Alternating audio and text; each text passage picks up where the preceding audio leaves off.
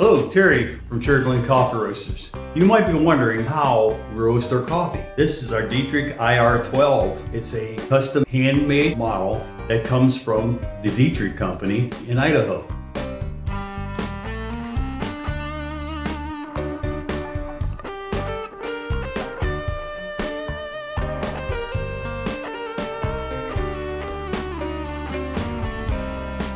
So when we get our green beans, they come in the bags that are all in a double bag that comes from the farm itself. The farm then releases it to the importer, which we purchase them from the importer. That we bring them into the shop, and then we're ready to roast them. So we're getting a green bean from the actual farmer as it's brought into the United States. We're going to roast these coffee beans to create the taste, flavor, and aroma that you're always looking for.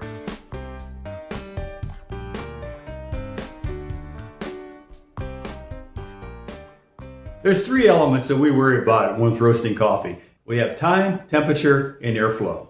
Each one of those creates something different with that specific coffee bean to make the taste, flavor, and aroma that's created by roasting. So what do I mean by that? We follow what they call a profile. A profile is developed actually from the farmer. They tell us how that coffee should actually taste. And what we have to do is emulate that same specific roast to create the taste, flavor, and aroma that the farmer tells us we need. This is called a basic profile. At the very beginning, the machine is cold. We heat the machine up to a certain temperature. What happens is at that point, we drop the beans into the machine itself. Once it goes in, there's going to be a roasting process that takes place. There are two infrared plates and a natural gas fire inside the chamber. There's a large drum that turns. That's what creates the actual roasting of the coffee. The temperature drops, gets to a certain point, and then begins to rise. This is what we call the turning point. It's going from cold to hot. And there's a simple process in this area called the Maillard. The Maillard creates the actual taste, flavor, and aroma of the coffee that you're going to drink. What happens is the bean actually cracks open. It's called the first crack. The heat goes internally, and it creates the taste, flavor, and aroma based on the temperature, the time, and the airflow. With that process, it continues on and goes till it's finished. What we have to consider as roasters is at what point the Maillard's starting and finishes. And we have to know we have the first crack, which starts the Maillard, and then the second crack would end that, and it would go into a dark roasting process that some of the other coffee companies use, a dark roasted coffee bean. We like ours to be a medium to a medium dark because that brings out the best flavor, taste, and aroma of our coffee beans. And as a reminder, we use no chemicals here at Cherry Glen Coffee Roasters. We don't believe in it. We think we should be as healthy as possible, and we think the taste, the flavor, and the aroma come from proper roasting.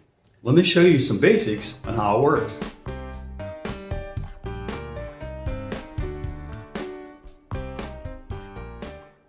Okay, now we drop the beans into the roaster at the proper temperature. The roasting begins.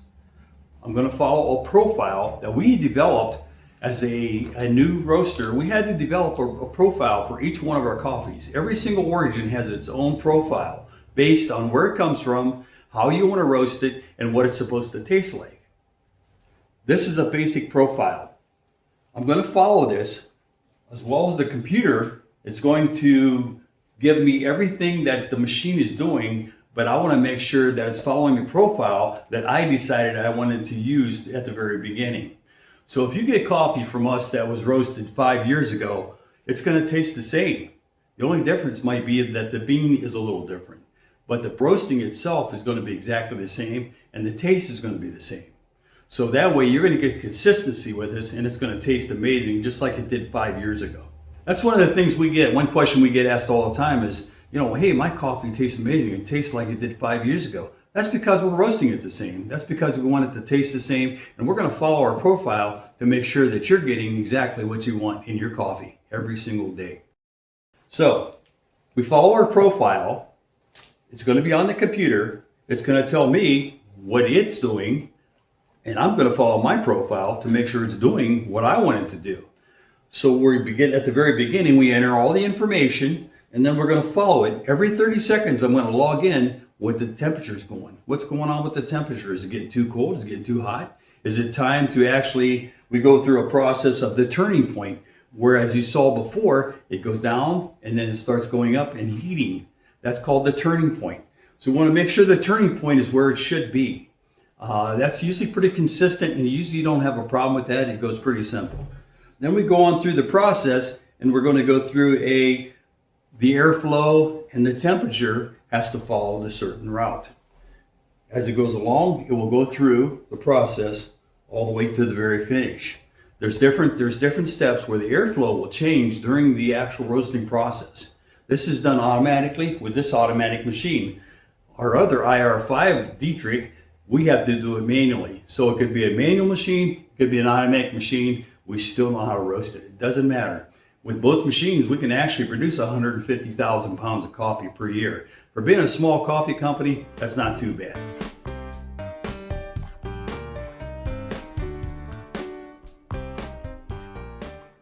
So now that you know what it is and how it works, we're going to show you some basic components of this machine. This is our filler. This is where we're going to put our green beans. We're going to drop them in here. I measure them out. I make sure that the right amount of coffee is going to be roasted every single time. Every roaster decides how much they want to roast every single time based on the size of the machine itself. This will hold up to 26 pounds. It's a Dietrich IR-12. Next component. Once the beans are in, I'm making an electrical connection for the computer that tells it, okay, it's time to start roasting. It drops the beans into the machine with the rotating drum, the 2 infrared plates, and the natural gas. Now we have the beans in the machine. They're actually roasting. And then we're following that profile I told you about a little bit earlier. Now there's different ways and different things people do as a roaster. Popularity is that they pull out what they call the trowel. This is called a trowel. It actually does nothing except a little smell of the beans, taking a look at the beans, and I have actually used this twice since I've been roasting in 6 years. It is a good process if that's what you do, but I have followed the machine. I know it's doing the right thing every single time, because after all, it's a custom-built machine from Dietrich, and I know they're fantastic. This is called a trowel. You can see the burnt. You can see how it gets hot in there, and this will hold the beans. If you want to take a little sniff, and if you want to look at the color of them, that's fine also. Another way to check it, as it's roasting, we have what they call a visual screen. And you can look in here and you can actually see the bean go from a green to a tan to a brown to a dark brown. You can actually see that right there. So there again, I can tell by just looking at it if I want to. You can look through this port and there's going to be 2 infrared plates that are super red hot. They are where I'm getting my heat from with the natural gas to make sure that the beans are being cooked correctly. So basically when it's all done, the computer will say, okay, you're all done, time to go. This comes up, all the beans drop into the cooling bin. You've seen many pictures of that. I like to post that. It looks cool, especially in slow motion. So we're dropping the beans down here in the cooling bin, and this will spin around, and then it'll be basically all the beans here will be cooled down through the airflow, sucking in through the ports, through the holes, and cooling the beans down. We want to cool the beans down as quick as possible because that's going to seal that bean and make sure it keeps that taste and the flavor that you're looking for. Anybody can roast coffee beans. You don't have to be a genius. You just have to use a little common sense and know what numbers to follow. You can create that yourself. Of course, this is kind of a machine that's going to cost more than your average coffee maker. You can see the stack on the very back. That is a custom-built, handmade exhaust.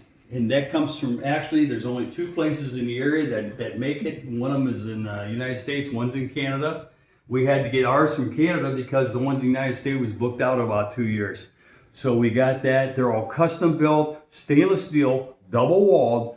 They're lined. And you can basically, when I'm at a full roast here and this is pushing out about 450 degrees, you can actually put your face on that and you're not going to even get burnt. It's very, very, it's not even warm. It's just a nice machine that carries the exhaust out. What that does is carry out the chaff and the hot air out into the atmosphere, which absolutely does no damage and is very environmentally safe.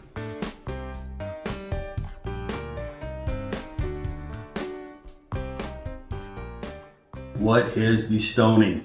Destoning is amazingly important. I have visited many roasters and I see containers as big as that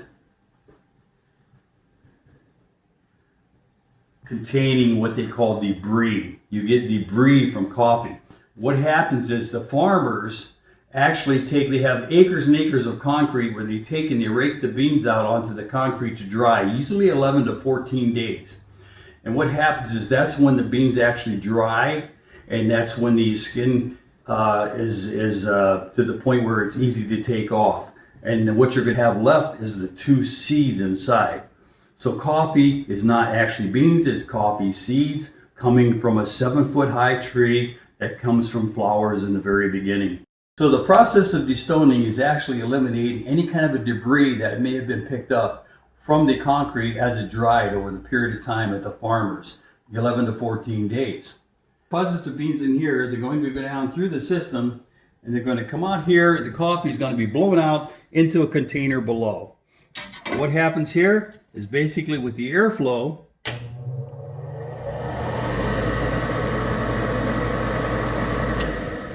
the beans will fluff up and they'll blow into the container, and any stones or any kind of debris will be deposited and stay right here. And afterwards, I just take it out. Now I'm going to show you something pretty amazing. As I said before, a lot of the roasters have containers as big as a 55-gallon drum. 6 years of our destoning, this is our debris.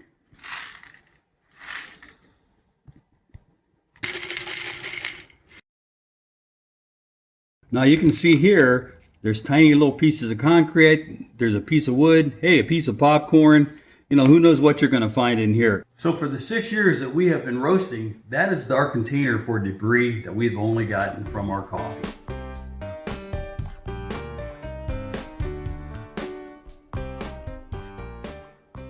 So now you have a better understanding on how the coffee roasting process works.